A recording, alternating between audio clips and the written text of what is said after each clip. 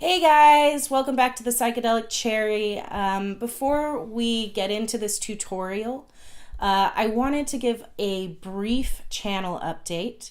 A lot of changes have been going on at this channel that you might have noticed. We're not just doing tutorials anymore. We're also doing some YouTube series. So we have a show called Garage Files, which is about garage rock. I host that. And we also have a show called Garage Quest, all about Dungeons and Dragons. I host that, as well as my co-host, whom you may recognize. This is Rusty. Now, Rusty is a fantastic artist, and I've brought him on. He's actually going to help out with some of the tutorials, because we don't want those of you who watch this channel for all of the guitar pedal stuff to go without. So, but we're swamped. So I've brought him on and he's going to do some of the tutorials. I'll do some, we'll do some together. It'll be anarchy, but we're going to do it. And yeah, so this is Rusty. Say hi, Rusty. Hey, everybody. This tutorial going forward is going to be by Rusty. Anything else you want to say about it? What do you get when you cross orange shaggy fur, a pedal enclosure, and polymer clay? Ooh, a bad time. Hopefully a fun tutorial. So Oh, that's right. stick around. Yeah, so without any further ado, here's a tutorial on how to make a fuzzy companion for your pedal enclosure by Rusty. Enjoy. Hey everybody, it's Rusty for the Psychedelic Cherry, and on today's tutorial I'm going to be showing you how to turn this pedal enclosure into this fuzzy little companion for your pedal collection, so stick around.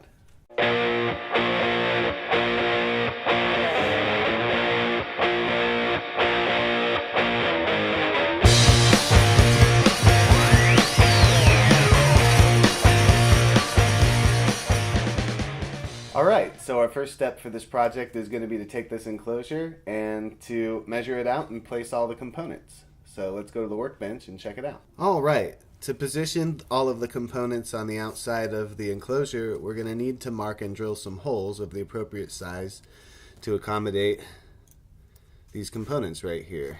We've got a DC input port. We've got a couple of potentiometer knobs. We've got a foot switch, an LED. We've got a couple of input and output jacks, as well as some screws to put the enclosure backing back on. To do the markings, we're going to use this center punch, this scoring tip, and a square to go ahead and get all the holes positioned. So let's get started.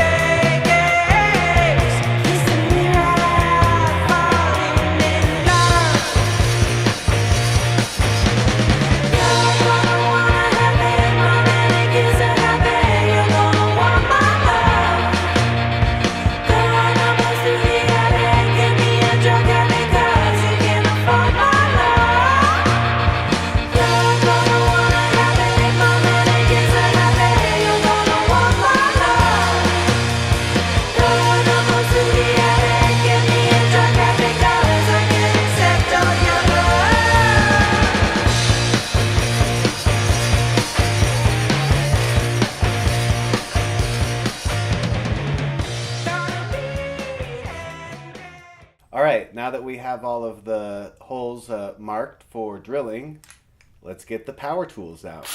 Alright, now that we've got everything marked out where we're going to be drilling, we're going to need to make sure we have the appropriate size drill bits. So for the LED here, we're going to need the 17/64 inch, And I'm actually going to drill all of them out at this size because it'll be easier to go from a small size into the larger size. We're going to need a 5/16 for the potentiometers. We're going to need a 3/8 for the output and input jacks. And we're going to need the 15/32 inch drill bit for the foot switch and the DC power port. So I'm going to get that hooked up into the handy electric handheld drill here, and let's get cracking on this.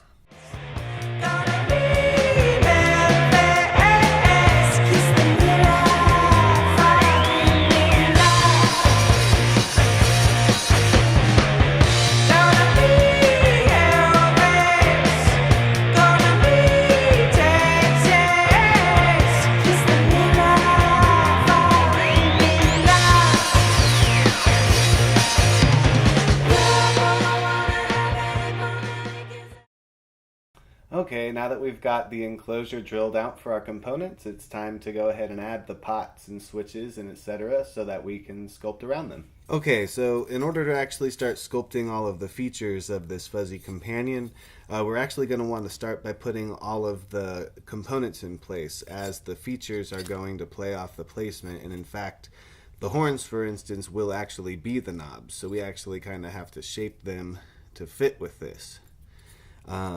As well as the eye will be this LED. The eye will have the LED to kind of give it a red glow behind it, and the foot switch will be covered with a tongue. If you'll notice here, I got the foot switch hole just a little off. It looks like the bit 8 chewed into the aluminum a little bit and got me off center. But that's okay.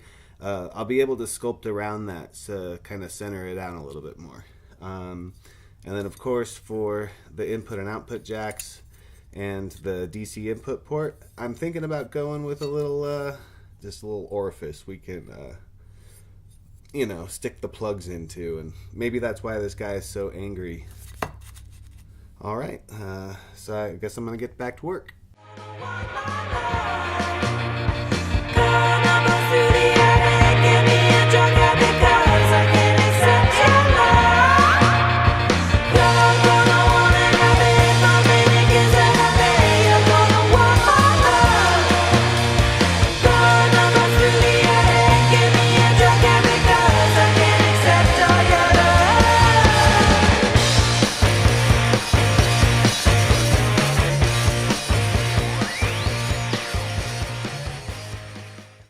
Alright, now that we've got our enclosure with all of the various components attached, we can start with the polymer clay to start sculpting some of the features for our fuzzy little companion. Alright, here we are back at the workbench, and as you can see, I've got my assembled enclosure with components. I've got my polymer clay, I've got some assorted inexpensive sculpting tools, and now we're going to start doing the details for our little guy here. I'm actually going to start with the tongue, because eventually that's going to be turned into a silicone piece that is soft enough for you to be able to step on it to activate the foot switch here. So I'm going to get started on this first, so I could get, you know, just because there's extra steps involved in making that, and then I can build the mouth around it. I'm then going to move on to the teeth and the eyes and the horns. Probably for the horns and the teeth, I'll mix in a little these two colors. I'm going to actually bake the teeth and horns and eye ball first, so that I can start sculpting the fleshy details and gums, etc. around them. I'll also be sometimes taking them into the freezer to let them set, because they get kind of, the clay gets a little soft the more you work with it, and when it comes time to adding fine detail, it's actually better for it to be a little bit harder, so you don't end up warping the whole thing when you're, you know, getting in there with the tip of a tool or something. Anyway, that's enough of looking at my hands for now, at least while I'm talking. So without further ado, let's get sculpting.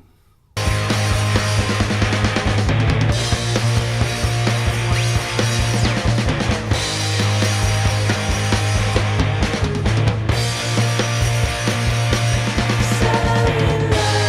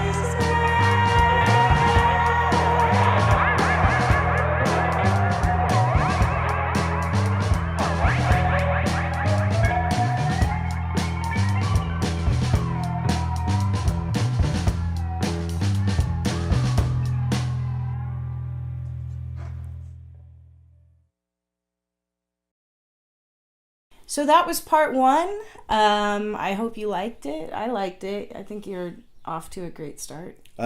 Well, we'll see how it turns out when we do part two, huh? Yeah, so stick around for part two in the next video, which hopefully will soon be right here.